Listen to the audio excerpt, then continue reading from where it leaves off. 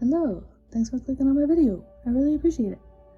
Today I'm going to show you the base of this super thick bag that I love so much. Oh yeah, the compartment, the base. Well, it is the base. The compartment underneath. I wanted it to actually, okay. So from the beginning, I wanted it to be the size of a Kleenex box. The reason for that is I wanted to be able to put a Kleenex box inside that little compartment, be able to stack, however many I wanted to make it as rigid, so I could have a nice, strong base. That all went out the window because I gave up on making it the size of a Kleenex box because that would be way too big, and I didn't want to do the thermal stitch all the way around to add the width that I needed, because this was not widthy enough.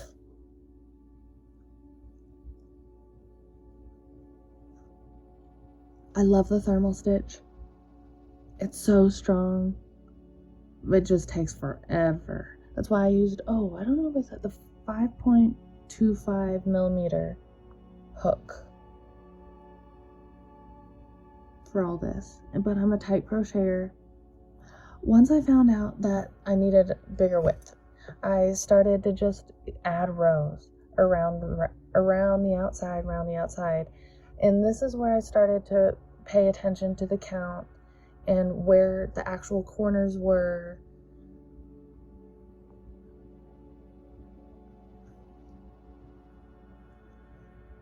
Because I was going to fold it into a pocket, which would then, the flap would be able to, what are the clasps? But they're not clasps. Clasp onto beaded flowers that I put onto the back panel.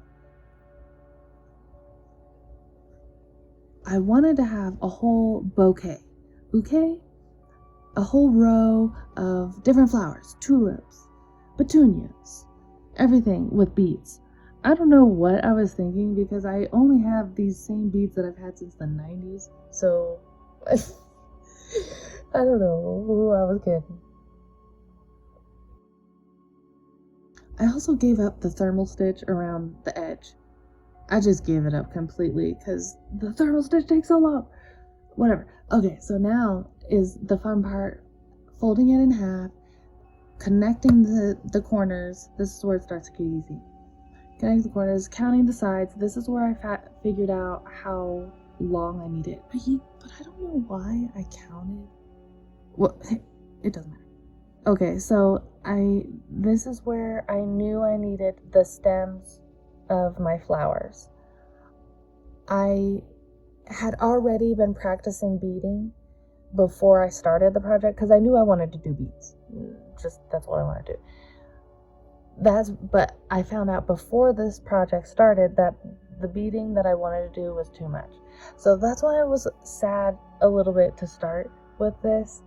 But those markers that I placed are where the stems are going to be for the flowers. The one side is going to be, you skip a stitch to leave a hole so that the stems can go through. That way it clasps a little bit.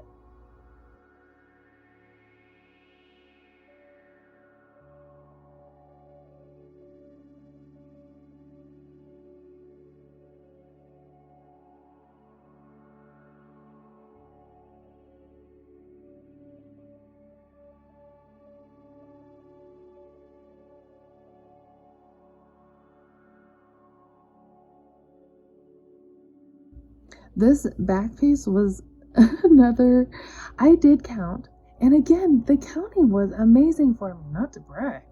I'm gonna brag, actually. I did such a good job with all the count on this, just free eyeballing it, going for it. But it ended up perfect, 38 stitches, and the sides ended up being 17. See, I'm giving you rough estimates because I kind of had to finagle in here and there with stitches. Stitch count kind of out the window. I eyeball a lot, which who's gonna really know stitch count except for the person that makes it?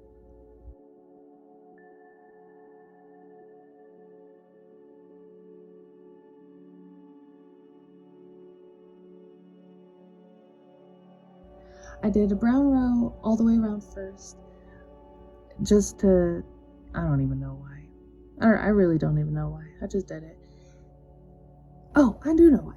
That bottom part, I wanted it to be like dirt, so I wanted the part that the flowers go through to be dirt-like, so it looks like a cross-section of a ground. Ambitions.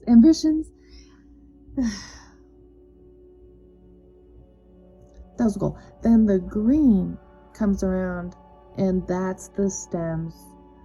And different heights. I should have done way different heights, but I got a little bit scared with the strength of the crochet. You can only do so much.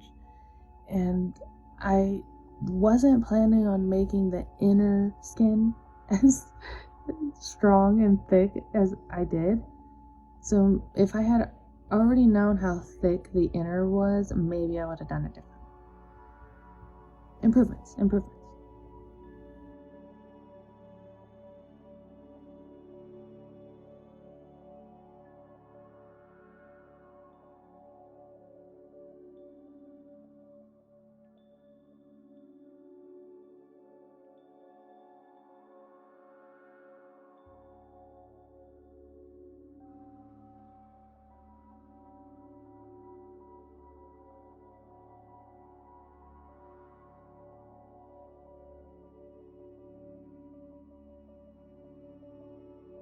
Here comes the green. That was a fun green. I wanted a different green than the rest of the bag to give it a little, is the word, dimension for the grass. It was a lot of fun because it was so easy to do this one. I did spikes to try and make it look grassy, which I don't even know why I cared that much. If I wanted people to see the grass, I should have done longer spikes, because you can't see this once it's all put together. You live and you learn. What are you gonna do?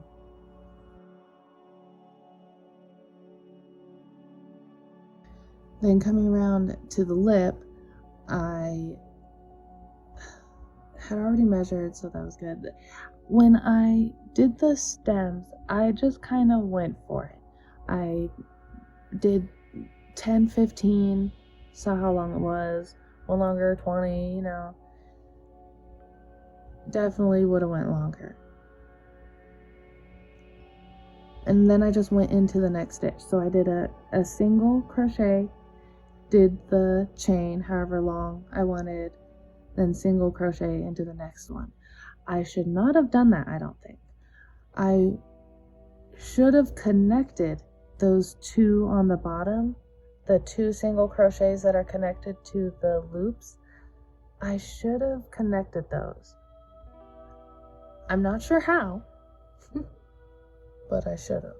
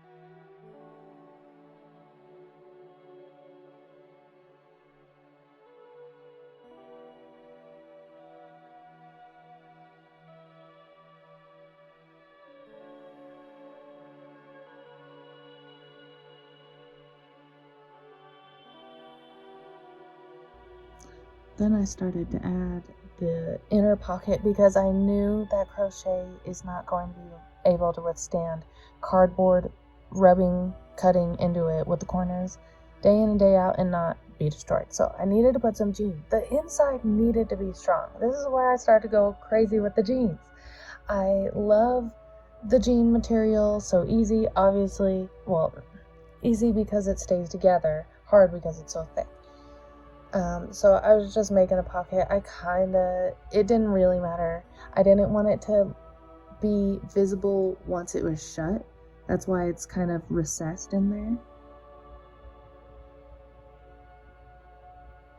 And yeah, it's just about fastening it, really, making sure it doesn't wiggle around.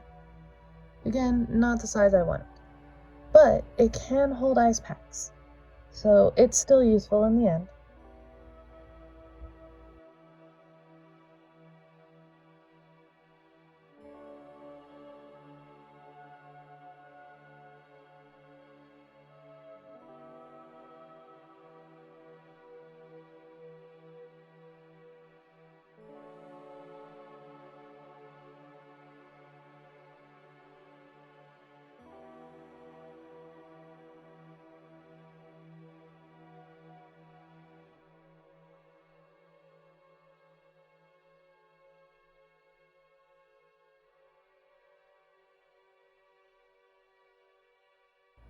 And if you can hear all my air conditioning, fridge, computer, I'm sorry.